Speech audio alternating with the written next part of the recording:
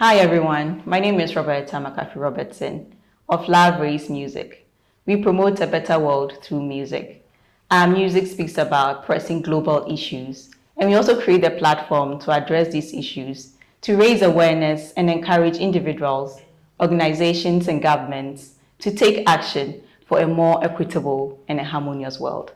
As part of our Better World campaign, the theme for the month of April is Earth Smile Again.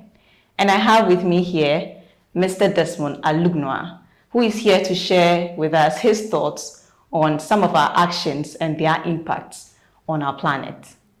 Welcome, Desmond. Thank you, Roberta. And you are welcome to Green Africa Youth Organization. Thank you very much. You have such a lovely place, I might say. Thank you. Desmond, kindly introduce yourself to our audience. Hi, viewers. My name is Desmond Alugnoa. I'm a co-director for Zero Waste and co-founder for Green Africa Youth Organization, based here in Ghana and working also in a few African countries, including Kenya, Uganda, Senegal, and Botswana. Happy to be with you today. So what would you say are some of our activities that have negative impact on our planet, be it at the individual level or organizational level?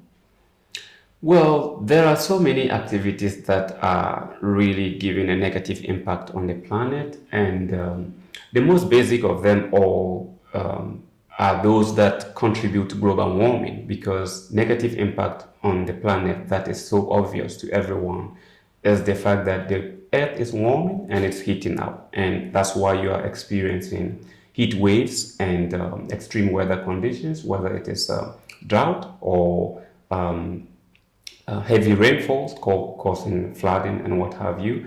That's as a result of global warming, and the global warming is coming from mainly human activities that are contributing certain gases into the atmosphere.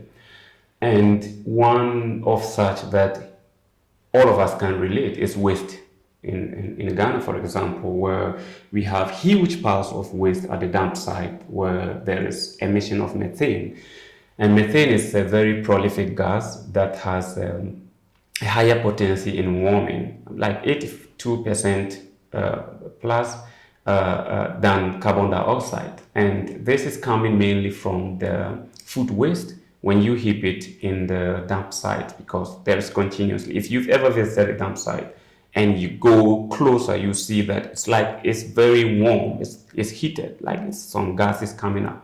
And that's mainly methane gas, which contributes significantly to global warming. And quite apart from that, it's of course also the way we degrade our land.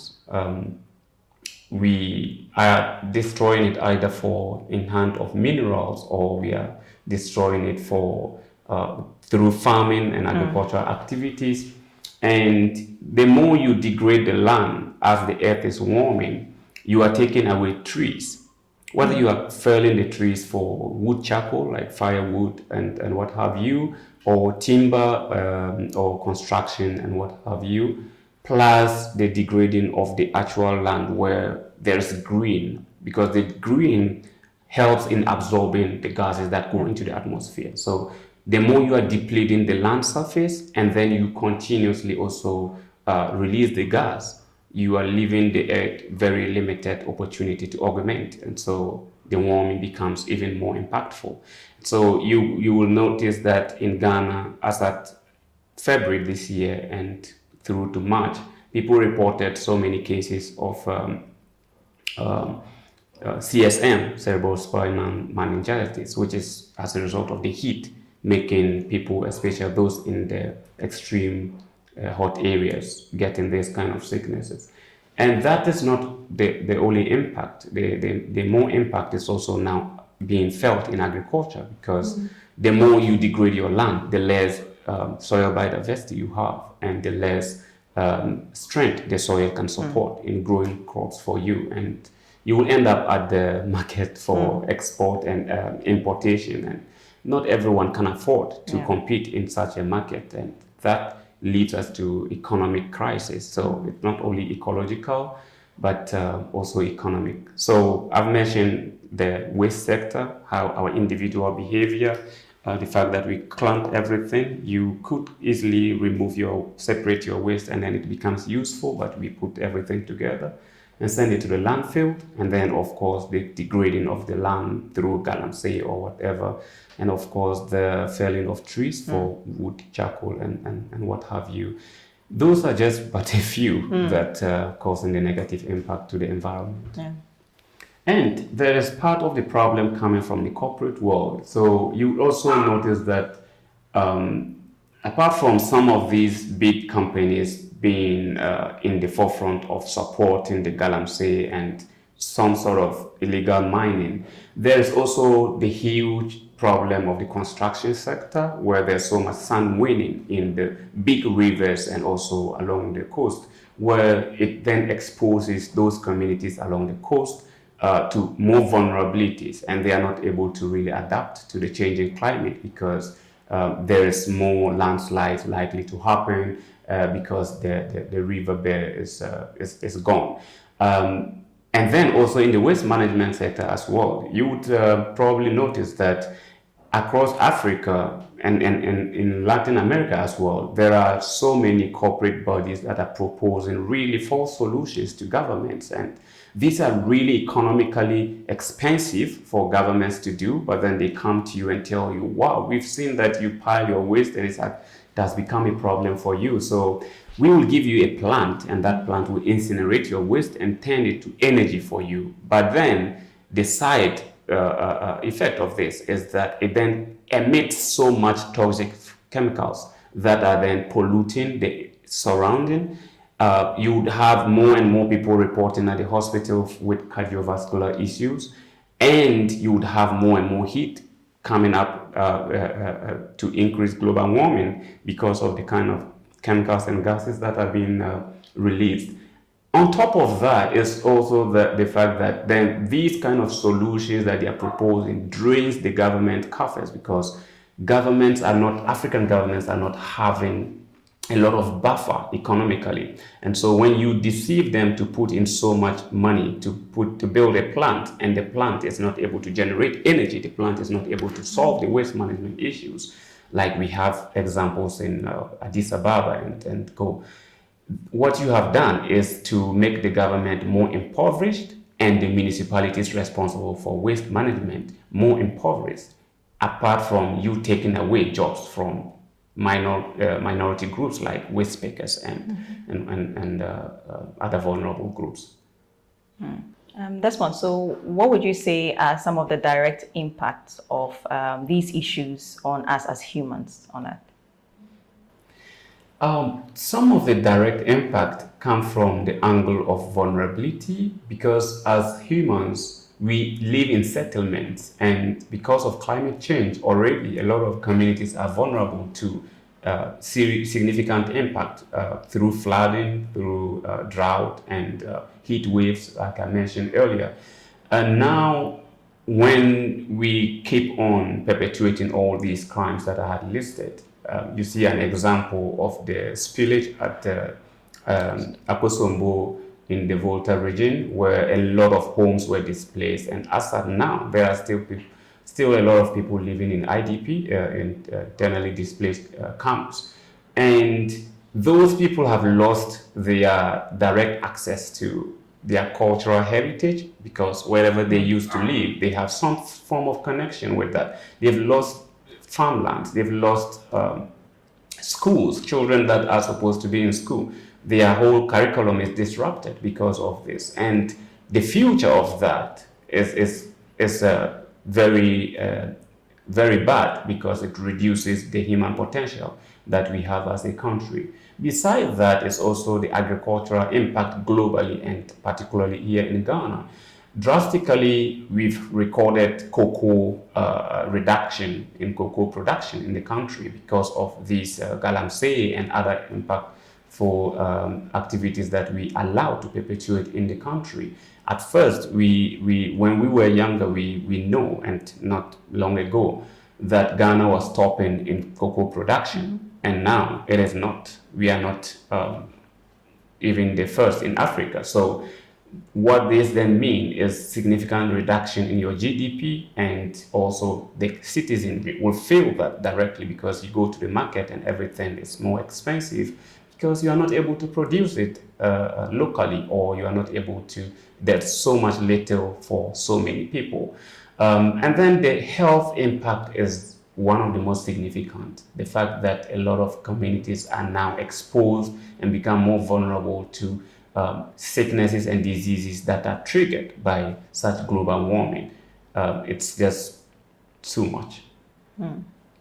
Yeah, so Desmond, it's quite interesting, your thoughts on these things. How do you think we can mitigate some of these issues? Yeah, to mitigate this, I think we first of all have to let everyone understand that they are part of the problem. No matter where you live in this country, you are contributing one way or the other to the problem.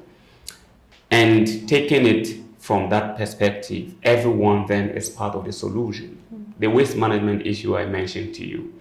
I know organizations like mine and other few organizations and companies in this country are composting heavily, preaching separation of waste at source to make sure that when you have your organics separated from plastics and other things, it becomes valuable for you to support improving soil biodiversity. And that's something almost every home can practice, because you can have a house where there's some space that you can do backyard gardening and grow your cabbage, your lettuce, and other vegetables by yourself by merely composting the food waste that you are generating from home. That then leaves the rest of the waste stream more useful, because you have the plastics separated. So the recycling companies are able to take it out at a fee and then go and recycle it into newer products. The same way with electronics, metal, and what have you. And I think that's one basic thing to start at the individual level.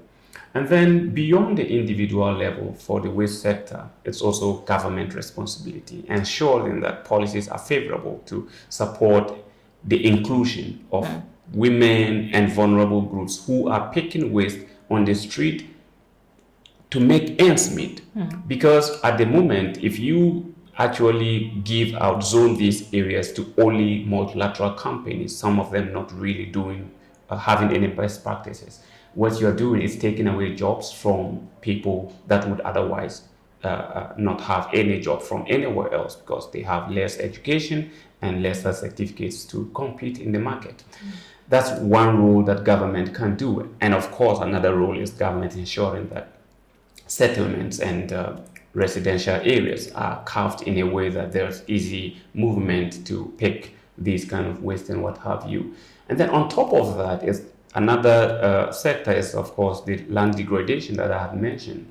A lot of young people are involved in some of these activities, and they are involved with various reasons. But then would you rather cut your tongue and eat it today and die tomorrow because you have no meat today? No. What we are doing, destroying the land for gold today, doesn't mean that tomorrow you will have it. Tomorrow the havoc might be so bad, because our water bodies are polluted, and water is life. So the more pollution we have, the easier we die. And so we need to let young people, both individuals and government, understand that the system is hard, but this is not the solution. There are better ways to actually still survive. And then quite apart from that is we need to preach actively against corporate greed. I don't see a reason why, whether it is the transport sector or it is the few companies here and there who are doing construction, I don't see a reason why one company would take advantage of a big area and degrade the land for sand for construction or gravels and what have you, at the detriment of the communities that live around, that farm in those areas, that rely on direct supply of food stuff from the farms. Those are things that we need to advise ourselves, and we need to be on the lookout. And then we need to hold people accountable, because to mitigate climate change, it's more about recognizing personal responsibility. And personal responsibility comes with accountability, or being just, ensuring that you observe environmental justice principles. And how do you do that if people are left to behave the way they want? If people are kicking out communities that are more vulnerable, that have lesser capacity and lesser power to compete, kicking them out in order to have access to their land for whatever reason that they are going to use it for. We need to hold people accountable, and the government needs to hold such people also accountable. I think also there is also the sector on energy. I had mentioned that people fell trees most of the time for wood fuel. There are so many communities in Ghana that still cannot afford LPG gas. And what happens to those kind of people? Gaio, in our limited way, we are providing an alternative, which is converting the charcoal briquette, rice husk, and all those kind of hard to degrade agricultural waste into charcoal briquette, for whether you're using it for barbecue or you're using it for home cooking. And I think that's something that is readily available. When you roam through the cities in Ghana, it's readily available to have either sawdust in abundance, rice husk, or coconut waste. And if it is about setting up entrepreneurship ventures or supporting young people or people in general to be able to innovate in these ways and manner, we need to support that. And mainly, government need to make things more feasible. If they produce, for example, compost, government should take up the responsibility through MOFA, Ministry of Agriculture and Food, to test the quality of those compost. And it shouldn't be the sole responsibility of the group that is producing some of these things to go the length of testing and ensuring quality, because those are equipment that individual companies cannot bring into the country, but government can do it and serve everybody.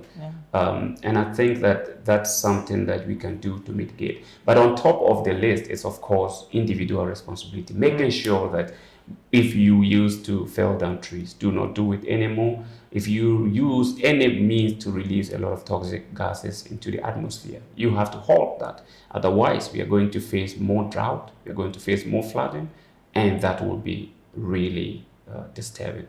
Yeah. That was a very great insight. What are your final words to our audience? Thank you, Roberta. I think my final word starts with maybe action. Take action.